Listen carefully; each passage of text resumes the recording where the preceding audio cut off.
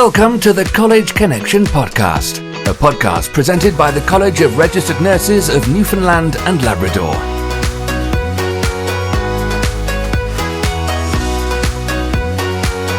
This is the College Connection podcast. Welcome to this special edition of the College Connection podcast. The announcement was made recently about the move to one nursing regulator in the province. My name is Kelly Kane, and I'm a registered nurse and a nursing consultant with the College of Registered Nurses. And my name is Wanda Squires. I'm a licensed practical nurse. I'm a nursing practice consultant with the College of Licensed Practical Nurses. With us today, we have two very special guests. We have Lynn Power, who is the Executive Director with the College of Registered Nurses of Newfoundland and Labrador, as well as Wanda Wadman, who is our CEO Registrar with the College of Licensed Practical Nurses of Newfoundland and Labrador. So welcome, and thank you very much for coming out today to have this discussion with us. Looking forward to it. So very exciting news about the move to one nursing regulator. To get us started today, can you tell us what both organizations, so the College of Registered Nurses and the College of Licensed Practical Nurses, what are these organizations responsible for?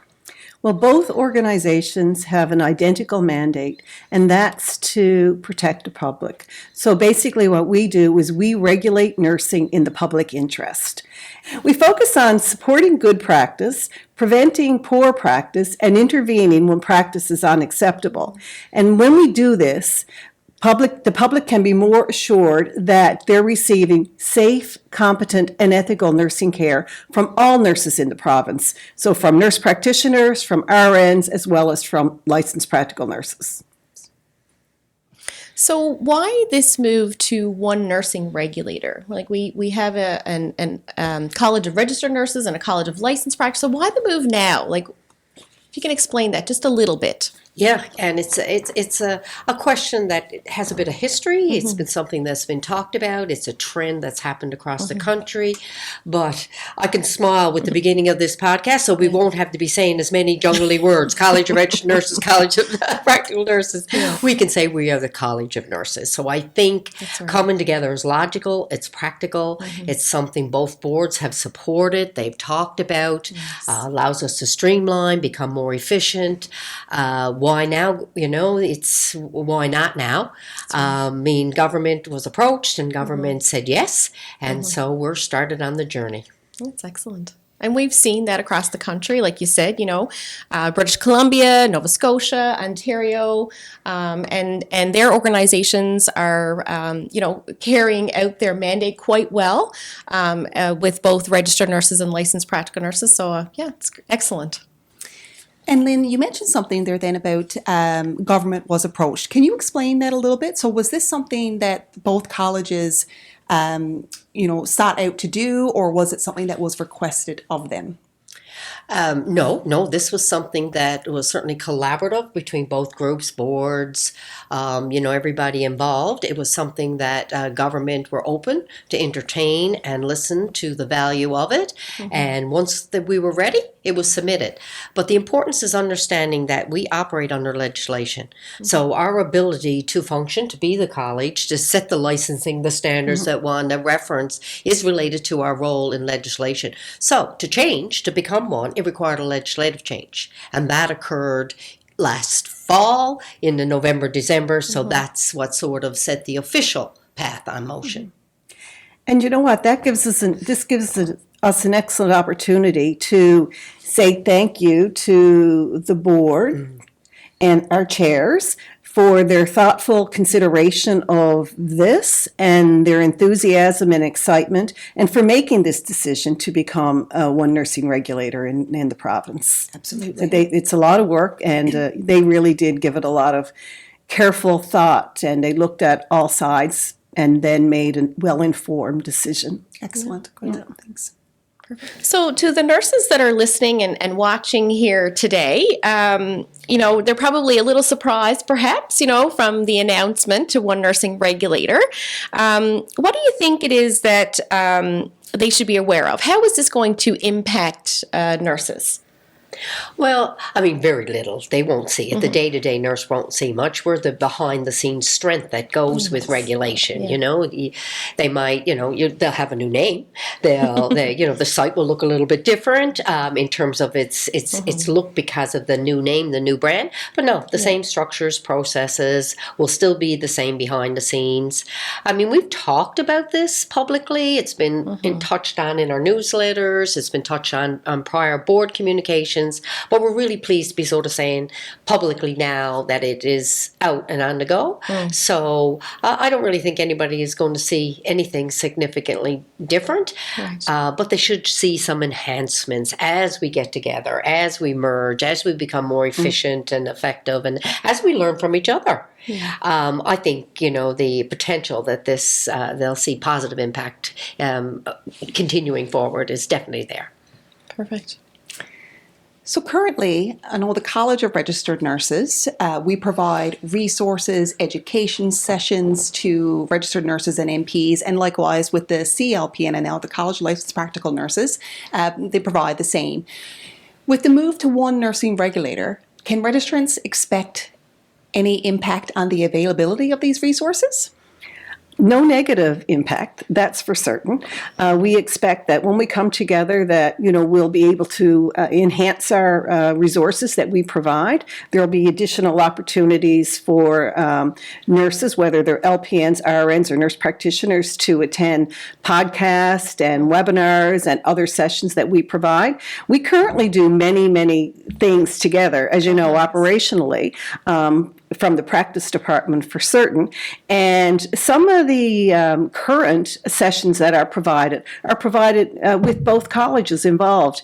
And a really fun fact about that is that's our most highly attended sessions that we provide. And so it just like it's an example of how we can be better together.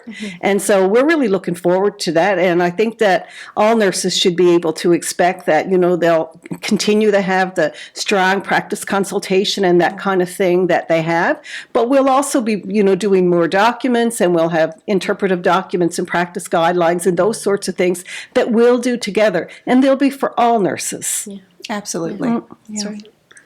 So another question I'm sure that all the nursing profession will have out there is regarding fees. So when we become one nursing regulator, do you think that there will be an increase in fees? No. And I'll say that with firmness. The merger is not anticipated to impact operations in any way. Right. Okay, excellent. Wanda, can you provide us with an overview of how the transition from two regulators into one nursing regulator, how will that take place? Okay, so we currently exist because of two separate pieces of legislation, the RN Act and the LPN Act. And in December of last year, government passed a new piece of legislation, the Nurses Act, and that act will be in effect in April of 2026. So we anticipate that by April 15, 2026, the Newfoundland and Labrador College of Nurses will exist. Of course, the work to get there has begun now. We have a transition board that will, provide governance to us along the way and direct myself and Lynn in how they want us to approach, this merger. And so it's a lot of work. But we're excited about it, and we should be in full operation, and people should not notice a difference, really, come April 16, 2026. And Wanda, you mentioned a transition board. The transition board, who comprises the transition board? Well, they're members of our current two boards. So currently, we have a board at the College of Licensed Practical Nurses and another one at the College of Registered Nurses. So a certain number of individuals from each of those boards came together to form a transition board.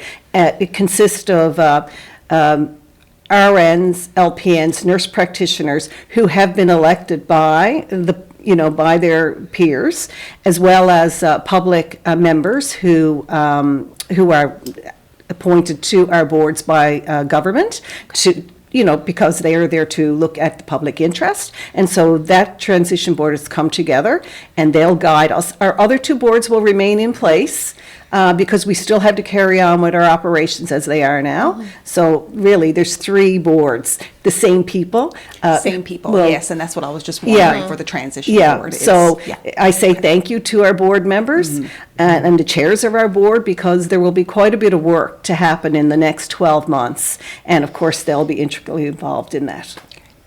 So Wanda just mentioned a transition board. So Lynn, I was just wondering, so right now, Wanda had mentioned we have 2 boards, one at each college. So when we become the Newfoundland Labrador College of Nurses, so what will that new board look like? Like, will the transition board then expire? Like, what's that going to look like as a new board for the new nursing regulator? Yeah, and if anybody really wants to follow through with some of this, it is described in the Nursing Act. So in the last section, it's detailed a little bit, so you can follow along. So very, very soon, we'll actually be getting ready for another election, because the transition board, as Wanda explained, comes from our current board, but they'll have a split term of reference. So one half will be for 1 year, and the other half will be for 2 years. Okay. So directly in 2027, we'll be looking to fill some positions on our board, and that's part of the governance review and how they will be identified, and then year 2.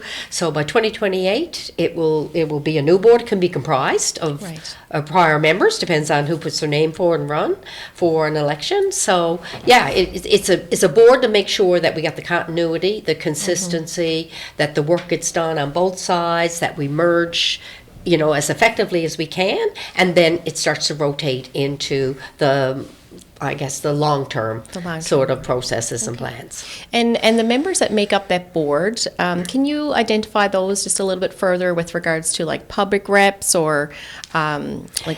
Yeah, so what's outlined, again, like I said, in the legislation, is certainly a mixture. Right. So it's there is 4 public reps that have been identified.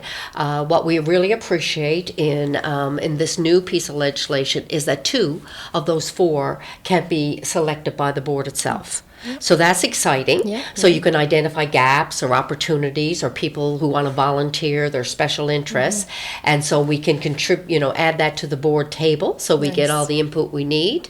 I mean, with everything happen, for example, in in IT worlds and artificial intelligence, if we decide, okay, we need to learn more about that as our value add, and having somebody on our board that comes from that background, then the board can say, let's look for that from a public rep. We can also look for members, because there's a lot of techies certainly out there too, but it's an opportunity. And then the rest of the board will be made up of the membership, the registrants, and what combination, like I said, will come out in policies and bylaws, and there'll be lots more announcements about it. But clearly, self-regulation exists. The self and nurses will be at that table, and it'll be representative of what is the competencies that are needed to make good governance decisions. I mean, we engage with nurses in many ways. Our registrants were involved with them in a lot of our documents, our workshops, our consultations, our sessions we go out to. None of that will change. This is the governing body who will look at larger decisions about organizational directions we need to take. So definitely a mix of public and nurses, but the rest of the consultation and engagement still continues too. Perfect. Thanks. Wanda, we know from an operational perspective, there's a lot of excitement around this move to one nursing regulator. Do you anticipate a positive response to this move, like more widespread positive?